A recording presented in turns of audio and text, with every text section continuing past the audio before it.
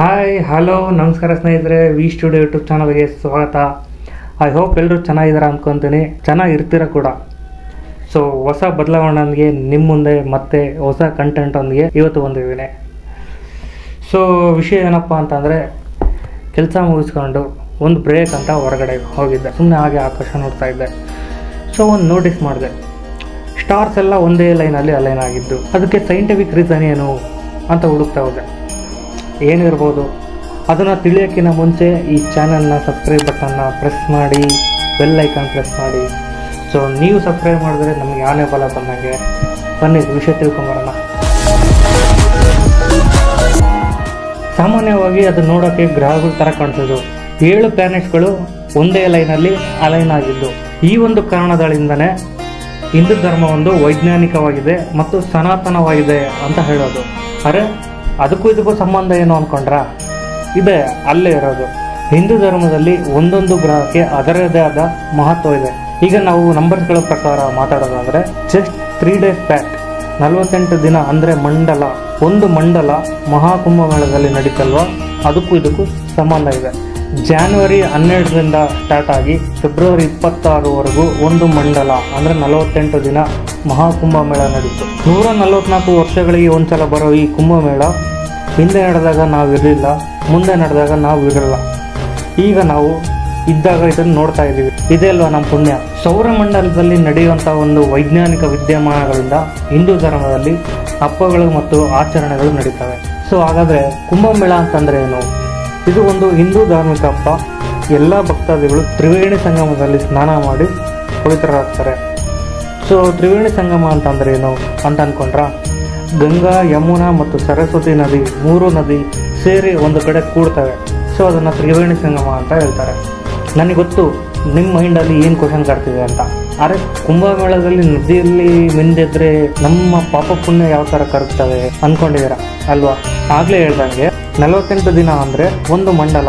ಆ 48 ದಿನ ಅಲ್ಲೇ ಇದ್ದು ಎಲ್ಲ ಕ್ರಿಯೆ ಮಾಡಬೇಕು. ಯಾಕಂದರೆ ನಮ್ಮ ದೇಹದಲ್ಲಿ ಇರೋ 3/2 ಭಾಗ ನೀರು ಮತ್ತು ನದಿಯ ನೀರಿಗೆ ಸ್ಪಿರಿಚುವಲಿ ಕನೆಕ್ಟ್ ಆದರೆ ನಮ್ಮಲ್ಲಿ ಬದಲಾವಣೆ ಕಾಣುತ್ತೆ.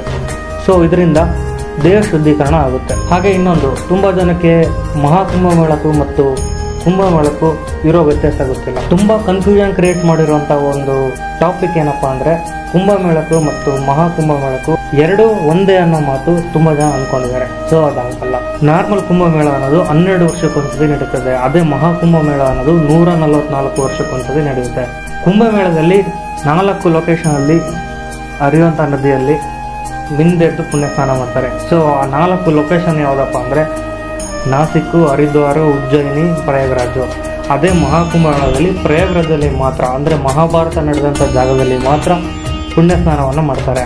ಕುಂಭಮೇಳ ಅನ್ನೋದು ಒಂದು ಜ್ಞಾನ ಮತ್ತು 12 ವರ್ಷಕ್ಕಂತ ನಡೆಯುವಂಥ ಒಂದು ಆಚರಣೆ. ಅದೇ ಮಹಾಕುಂಭಮೇಳ ಅನ್ನೋದು ಒಂದು ಸಾವಿರಾರು ಭಕ್ತರು, ಕೋಟಿಗಟ್ಟಲೆ ಭಕ್ತರು ಒಂದೇ ನದಿಯಲ್ಲಿ ಪುಣ್ಯ ಸ್ನಾನ ಮಾಡ್ತಾರೆ. ಕುಂಭಮೇಳದಿಂದ ನಡೆಯುವಂಥ ಒಂದು ವೈಜ್ಞಾನಿಕ ಕಾರಣ ಏನಪ್ಪ, ಇದೆಲ್ಲ ಯಾಕೆ ಕರೀದನ್ನು ಅಂತಂದರೆ, ಸೌರಮಂಡಲದಲ್ಲಿ ಆ ಟೈಮಲ್ಲಿ ಅಂದರೆ 144 ವರ್ಷಕ್ಕೊಂದು ಸರಿ ಸೂರ್ಯ, ಚಂದ್ರ, ಗುರುಗ್ರಹ ಒಂದೇ ಲೈನಲ್ಲಿ ಅಲೈನ್ ಆಗ್ತವೆ. ಸೊ ಇದರಿಂದ ಸೌರಮಂಡಲದಲ್ಲಿ ಒಂದು ಎಲೆಕ್ಟ್ರೋಮ್ಯಾಗ್ನೆಟಿಕ್ ಎನರ್ಜಿ ಒಂದು ಕ್ರಿಯೇಟ್ ಆಗಿಬಿಟ್ಟು, ಸೊ ಅಲ್ಲಿ ನಡೆಯುವಂಥ ಅಂದರೆ ಪ್ರಯಾಗ್ರಾಜದಲ್ಲಿ ಕುಂಭಮೇಳದಲ್ಲಿ ಆ ನದಿಯಲ್ಲಿ ನಡೆಯುವಂಥ ಒಂದು ಸ್ಪಿರಿಚುವಲ್ ಪವರ್ ಕನೆಕ್ಟ್ ಆಗಿಬಿಟ್ಟು, ಸೊ ಅಲ್ಲಿ ಒಂದು ಶಕ್ತಿ ಉದ್ಭವ ಆಗುತ್ತೆ. ಅಂದರೆ ಆಧ್ಯಾತ್ಮಿಕ ಶಕ್ತಿಯನ್ನು ಜಾಸ್ತಿ ಮಾಡುತ್ತೆ. ಈ ಕಾರಣಕ್ಕಾಗಿ ಕುಂಭಮೇಳ ಮತ್ತು ಮಹಾಕುಂಭಮೇಳ ಮಹತ್ವ ಪಡೆದಿದೆ. ಹಿಂದೂ ಧರ್ಮ ಮತ್ತು ಸ್ಪಿರಿಚುವಲಿ ಇಂಟ್ರೆಸ್ಟ್ ಇರೋ, ಅಂದರೆ ಇತರ ದೇಶದಲ್ಲಿ ಸ್ಪಿರಿಚುವಲ್ ಇಂಟ್ರೆಸ್ಟ್ ಇರೋ ವ್ಯಕ್ತಿಗಳಿಗೆ ತುಂಬ ಮಹತ್ವವಾದ ಸಮಯ. ಇದಕ್ಕೆಲ್ಲ ಹೇಳೋದು ಹಿಂದೂ ಧರ್ಮ ತುಂಬ ವೈಜ್ಞಾನಿಕದಿಂದ ಕೂಡಿದೆ ಮತ್ತು ಸನಾತನವಾಗಿದೆ ಅಂತ.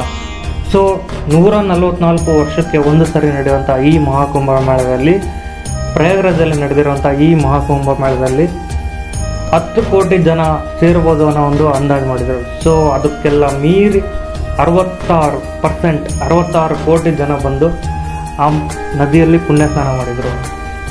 ಸೊ ಇದಿಷ್ಟು ಟಾಪಿಕ್ ನನಗೆ ಇಂಟ್ರೆಸ್ಟ್ ಆಗಿರುವಂಥ ವಿಷಯ. ಸೊ ನಿಮಗೆ ಇಷ್ಟ ಆದರೆ ಈ ವಿಡಿಯೋನ ಲೈಕ್ ಮಾಡಿ, ಶೇರ್ ಮಾಡಿ, ಹಾಗೆ ಬೇರೆಯವರಿಗೆ ಗೊತ್ತಾಗಲಿ ವೈಜ್ಞಾನಿಕ ಕಾರಣ ಅಂದರೆ ಏನು ಅಂತ.